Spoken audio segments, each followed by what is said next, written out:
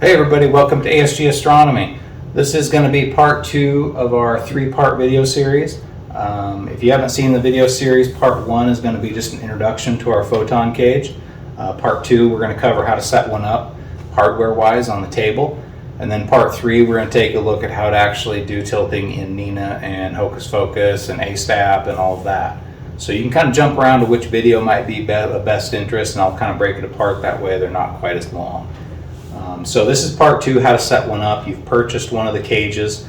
So let's take a look at that and let's just dive in on how to get set up and how to zero your camera out, how to install everything with the system. So when you get one, it's going to come with the 2 main parts. You're going to have your tilt system. It's going to say tilt on here, and you're going to have your back focus system. It's going to have back focus on there. And so you're going to also get a little bag here. It's going to have your different supports. You're going to get some O-rings like this. We also give you some little plastic plugs that you can put inside of these filter slider ports if you're not using those, as well as maybe some little stickers that you can put over the top. This system here needs to be flat. This is where your camera is going to go down, and it's going to sit directly on this plate. So you want to make it as smooth and as flat as possible. So the plug should go in there. You should put stickers over them and really seal it up as best you can, and it should fit what you need to do there. But let's take a look. Let's get started building one. So the first thing we're going to do is we're going to have to mount this thing. Now you're going to notice that there's a camera slit here. Okay, this camera slit and the machining of it is going to have one face that's big and smooth, and that slit needs to line up with the slit on your back focus system. Okay, so it should sit just like that, where the 2 openings are top and bottom on the same face. You don't want to have it turned, I guess, like that. Okay, so let's take our 3 support studs.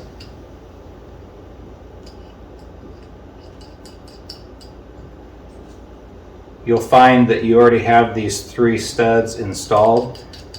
You just need to take these 3 support rods and screw them in. Okay, so that's the bottom half.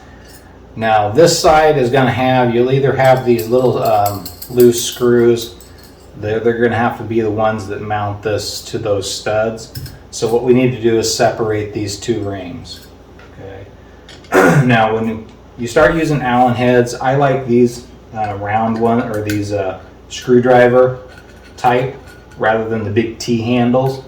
I find the T handles kind of get in the way with all the cables, and I like the ones that have the rounded balls too, versus the ones that are just, you know, completely square. This is like a nice set from an RC car company, but they're really nice and precise, but they don't let you kind of tilt out and lean out a little bit. So I kind of like these kind of ball-headed hex drivers like this.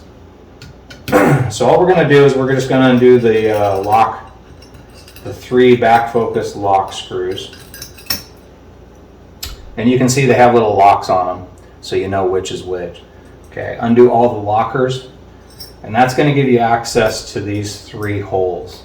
Okay, and either these screws are in the bag or they're going to be in this system like this. And we're going to line it up so that that big machined portion here is on that slit of our system. Okay, and the whole thing should just set down on there.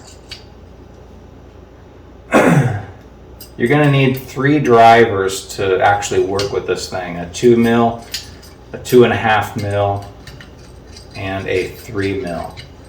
And so if you're kind of curious, what drivers do you need? Those are the 3. Okay. So here I've screwed those in. They should be nice and flush, and you can see my supports are all set up now. I've got the second platform, and that makes it really strong too when you do that. Okay, those bolts should be recessed in there like that. And then we're going to put our back focus ring back on, and again, the machine surfaces here should line up perfectly. Okay, so it shouldn't be off. There's no way to get it off. But I like to have it so that both slits are in the same direction. Okay, and so I'll just set that on there. And I'll put my 3 lock screws back in.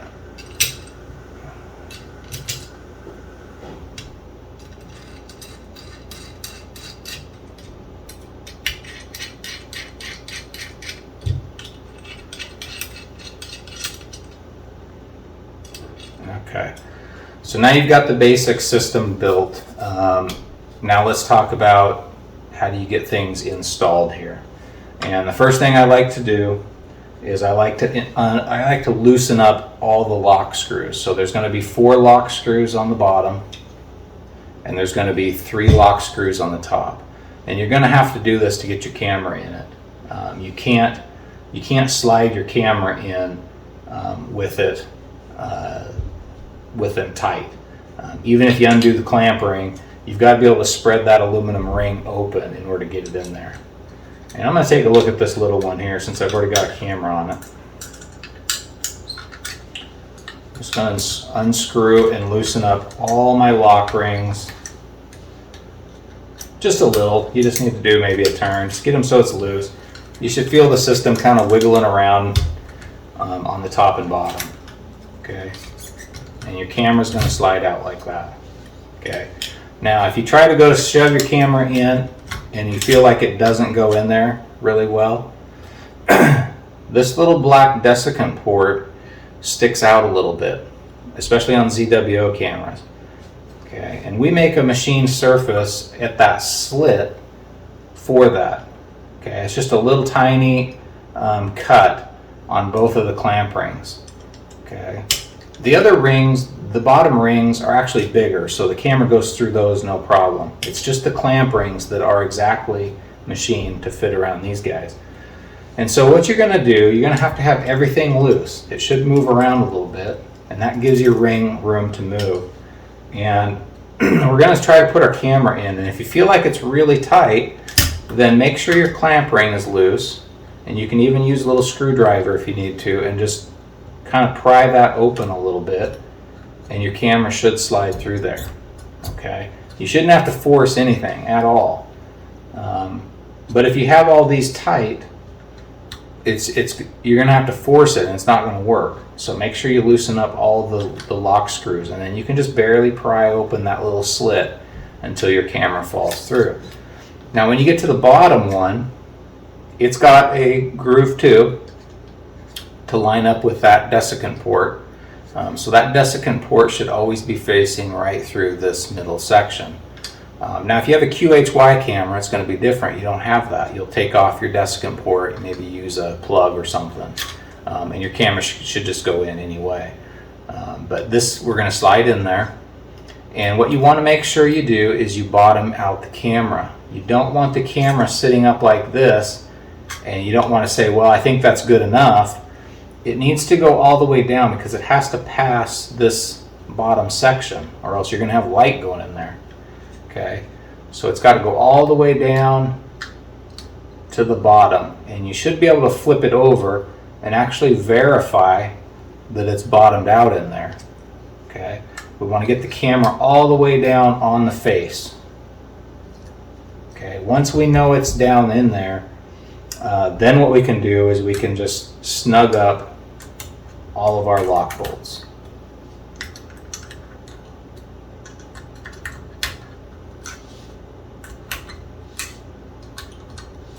Okay, and then we have 2 clamp bolts here, and if we know the camera's all the way down flat, let's go ahead and just snug those up just a little bit. Nothing has to be tight, just enough to hold things. Okay, we've essentially zeroed out the system. Okay, so think of it as we've just taken our camera plus 3 millimeters of back focus. That's exactly where we're at this point. Okay, now the next thing you want to do is you want to calculate how this whole thing is going to go in your optical train. And I like to shoot, let's say your optical train wants 55 millimeters of back focus. I try to shoot for 53, 54. And what I want to be at is when I screw this thing all together, I want to have room to actually pull the camera back by 1 to 2 millimeters. And that's going to give me the ability then to tilt the system inside the cage. I'm going to have room for the tilters to actually move, because right now everything's bottomed out. And so let's take a look at how to actually zero out a system. So let's say I've got my camera in here and I have 3 millimeters here. I left, let's say, 1 to 2 millimeters to back it out. So how do we get there? Okay, so we're going to do a couple things. One is we need to make a little extra room in our tilter. Right now, I don't have room to screw my tilters in. They're completely bottomed out. So let's do that. Okay, what we'll do is everything's tight, everything is snug. I'm going to undo all 4 of my tilt lockers. Okay. And before we do that, we need to install some O-rings. I forgot about that. So at this point, and this is when I would do it, after I've got the camera installed, I'm going to just take out all 4 of my lock screws. You might be saying, why on earth are we doing that? And I'll show you. This is before we start actually adjusting our back focus and our tilt screws. When you undo all 4 lock rings, you can take the camera out, and you're going to have this much room for your camera, basically. And we send you guys a couple of light leak blocks, and these O-rings, you can choose which one you want. There's a real thin one. This is a 3D printed one. You can put that on your camera, or you can use this O-ring. It's a small O-ring, but it should just fit snug around your camera as well. These are for 90 mils. That's not going to fit on this little one here, but they should just fit really snug, and you can put them on this surface right here, and you're going to sandwich those O-rings, okay, into your system. So push those O-rings on at this point, put your camera back on,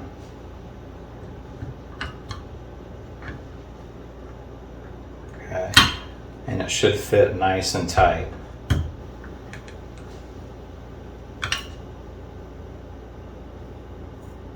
Oh, this one did have one on there, that's why. Okay, so let's put this one on. So I would slide this O-ring on there, and I'd push it all the way up. Okay, and that's going to give you a little bit of a gasket there. And when I put this on, it'll keep just a little bit of light leaking if that was an issue. I've never ran those for about a year, but I think it's worth doing. It's an easy thing to put in there. I've seen a few people that have a lot more light than maybe I have around my stuff, have some light go through there.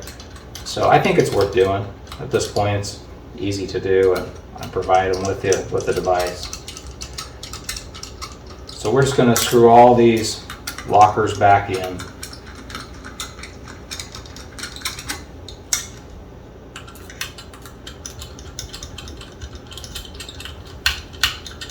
Okay, and again, we're bottomed out.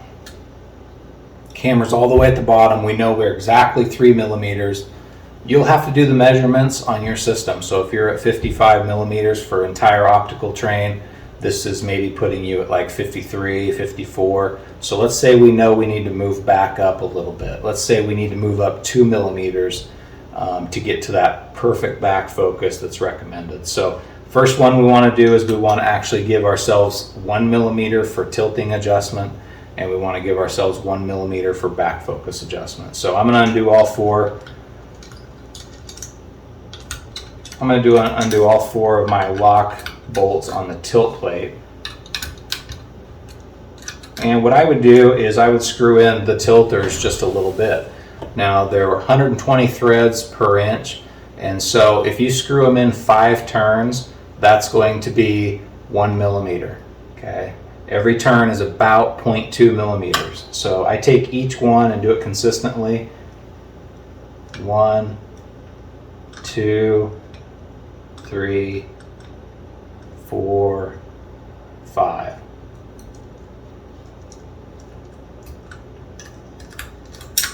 Might have to undo these. little lockers a little bit more, give myself a little bit more room.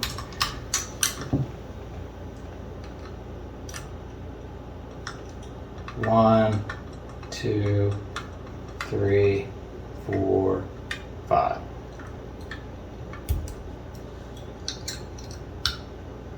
One, two, three, four, five. One, two, three, four, five. Okay.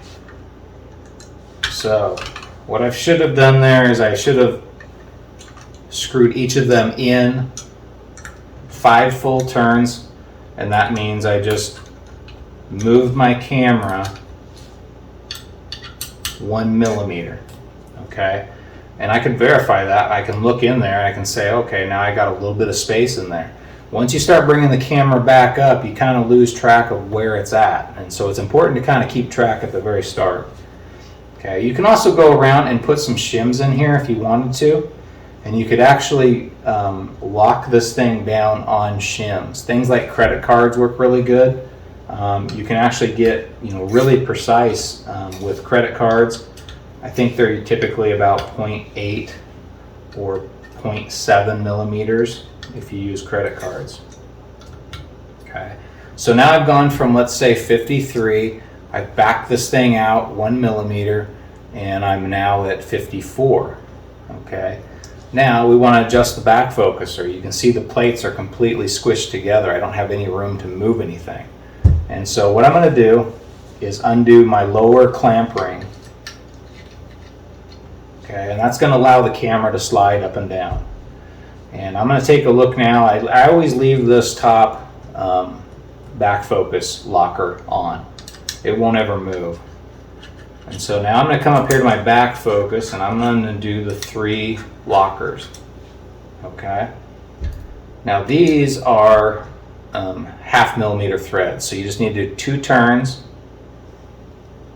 1, 2, and that's a full millimeter. 1, 2, 1, 2. Each one is 0.5 thread. And then I'm going to lock it up again. So I just use the lockers and just snug them up. The lockers don't do anything. All they do is just tighten it back up. Okay.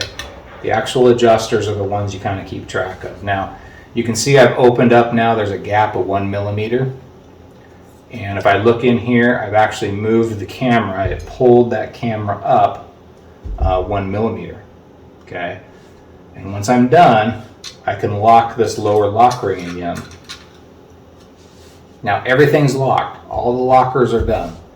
And what I've done is I've added 1 millimeter here, and I've added 1 millimeter here. I've gone from 53 millimeters to 55 millimeters. And now I know I have room to go down, up. I have room to tilt it around. And I haven't gone past my critical point here, which is the slit. Of course, you don't want light going in there as well. And so it depends on your system, how much you're going to have to move it and how much you're going to have to pull the camera in and out.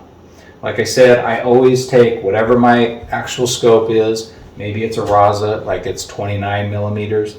Then our system will put you at like 28. So you only have, let's say, 1 millimeter to move. So do your adjustment accordingly. If you're on a, let's say, an Epsilon or a SET, and you've got 55 millimeters to mess with, and all your accessories put you at, let's say, 52 or 53, then adjust accordingly. Okay. I like to add about 1 millimeter to the tilter, or a 1/2 millimeter to the tilter. Give myself some room there, and then I do the rest of the adjustment here with my back focus. And back focus, you've got about 5 millimeters to play with. Okay. I wouldn't go past that, or else your camera starts to come past this point, which then lets light in. So that's a setup. At this point, you should be pretty much where your scope recommends to put it at. And you know you've got now room to move here, room to move here, and you're ready to go. You can mount it up to your camera and then start the tilting process. And that's where you might start moving back focus in or adjusting tilt. So that's part 2, just how to set one up. What does the setup look like? What does it look like when you get one out of the box? And how to do a basic setup with the camera. So part 3, if you're curious, we're going to jump into that. That's going to be on Nina and Hocus Focus. It's going to be on ASTAP, and how do I actually do adjustments in the field on a scope with those pieces of software. So hopefully that was helpful. Kind of long, I'm sorry, but you might have to watch it again if you're not quite sure. And we'll see you on the next video. Thanks.